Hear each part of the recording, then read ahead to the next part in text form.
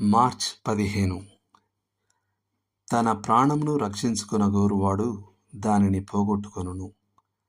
నా నిమిత్తము తన ప్రాణమును పోగొట్టుకొనువాడు దానిని రక్షించుకొనును. లూకా 9:24.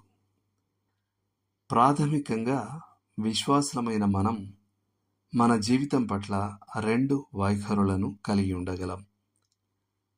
మనం దానిని రక్షించుకోవడానికి ప్రయత్నించవచ్చు, లేదా క్రీస్తు నిమిత్తము ఉద్దేశపూర్వకంగా దానిని పోగొట్టుకోవచ్చు. దానిని రక్షించుకోవడానికి ప్రయత్నించడం సహజమైన విషయం. మనం శ్రమ మరియు అసౌకర్యం నుండి మనల్ని మనం కాపాడుకుంటూ ఒక స్వార్థ కేంద్రిత జీవితాన్ని గడపవచ్చు.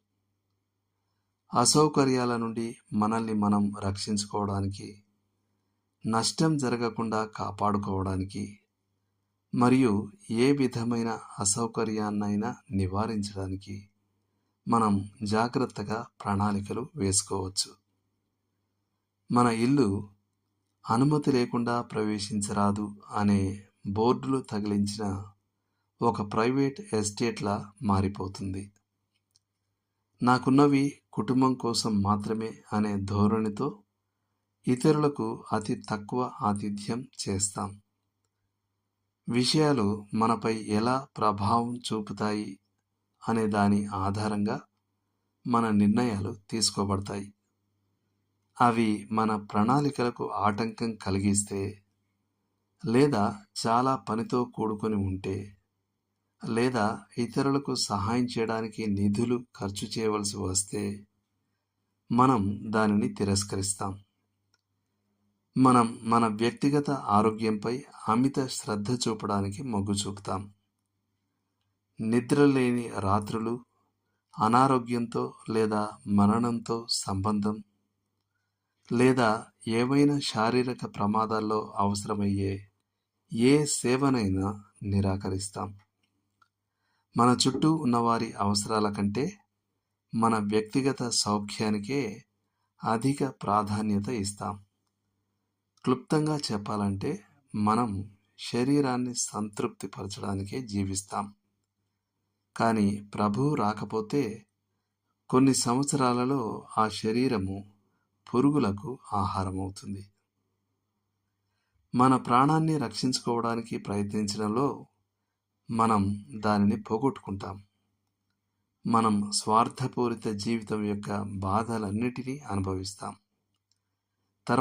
తద్వారా ఇతరుల కోసం జీవించడంలో ఉన్న ఆశీర్వాదాలన్నిటినీ కోల్పోతాం. దీనికి ప్రత్యామ్నాయం క్రీస్తు నిమిత్తము మన ప్రాణాన్ని పోగొట్టుకోవడం. ఇది సేవ మరియు త్యాగపూరిత జీవితం.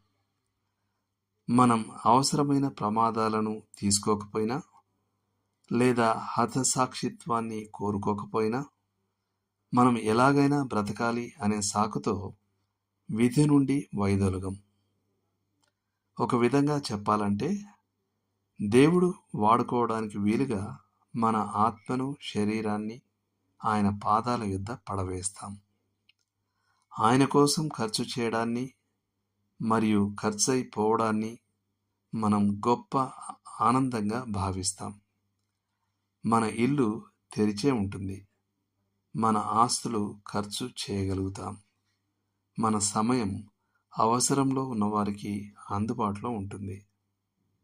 ఈ విధంగా క్రీస్తు కొరకు మరియు ఇతరుల కొరకు మన జీవితాలను కుమ్మరించుకోవడంలో మనం నిజ జీవమైన జీవితాన్ని కనుగొంటాం.